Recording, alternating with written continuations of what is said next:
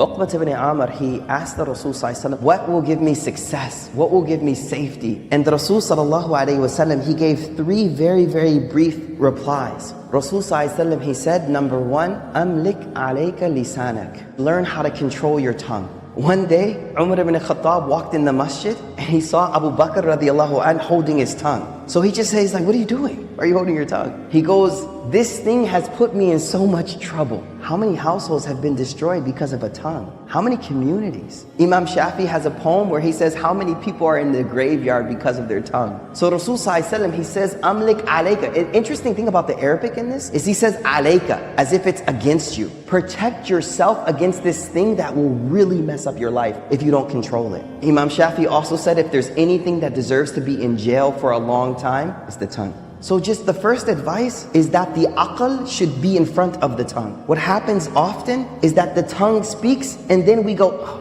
what did I just say? The reason a word is called a lafaz, in Arabic, lafaz just means to like throw something, right? Because it's like an arrow. Once you shoot it, you can't get it back. You say something to your daughter, your wife, your brother, your sister one time, the rest of their lives they'll remember. You can apologize for 10 years, but it stays there. And that's why Imam Shafi says, the cut from the sword will heal, but the cut from the tongue will never heal. The way we learn how to speak. You know how when you have an infant, a toddler, and we celebrate speech, we're like, the first word, and then they never shut up after, right? So they say the same way we learned how to speak and we focus so much on how to speak, we also need to learn silence as well. You know, remember when we were small, we used to put kids in timeout? Timeout, don't say anything, just sit there quietly. I think a lot of us adults need some timeout, you know what I mean? So learn how to be quiet more, number one. Number two, Rasul sallallahu alaihi wasallam said, وَلْيَسَعْكَ بَيْتُكَ. Beautiful advice. Make your house enough for you. Meaning, make the house a place that you're comfortable being. Being there, being with your children there, being with your wife there, being with your family. Just make your house comfortable for you, enough for you.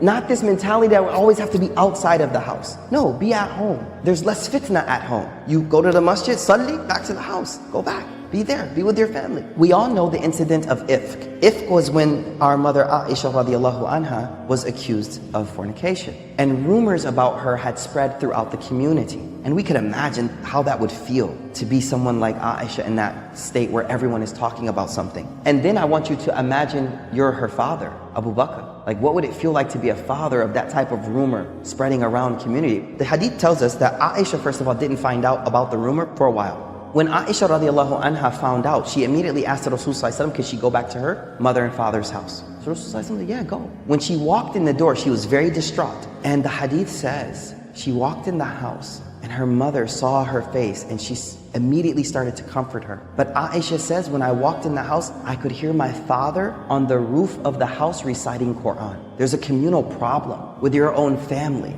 But where is he at? He's on the roof of his house, وَلْيَسَعْكَ بَيْتُكَ, and he's reciting Quran. Now that doesn't mean he didn't do anything to try to fix it, but I think sometimes we need to realize that sometimes the most I can do is focus on my relationship with Allah. And that's what he was doing. He wasn't being not active. He was saying, you know what? Maybe this is out of my hands and maybe I need to focus on my relationship with Allah. The third advice Rasul sallallahu alaihi wasallam says, now this is important. Where's our mental focus at? What are we focusing on in life?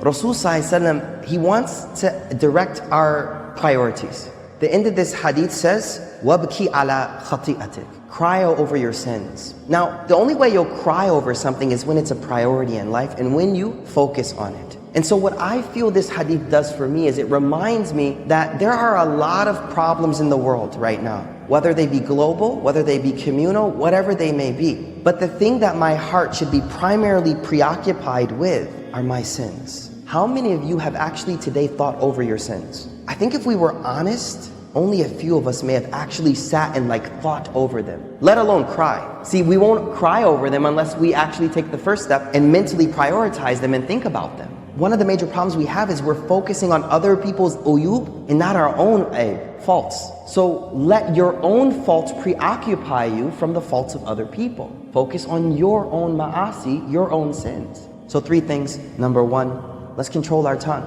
Think about what we say. Number 2, be comfortable at home. Number 3, focus on your sins. Go to sleep. Think of what did I do today? And say, Ya Allah, there's a lot I did wrong today. Wrap that up. Don't go to sleep with that staying there. Don't go to sleep with those sins just sitting there. No, before you go to sleep, do that tawbah. Clean those out, inshallah. May Allah subhanahu wa ta'ala give us tawfiq.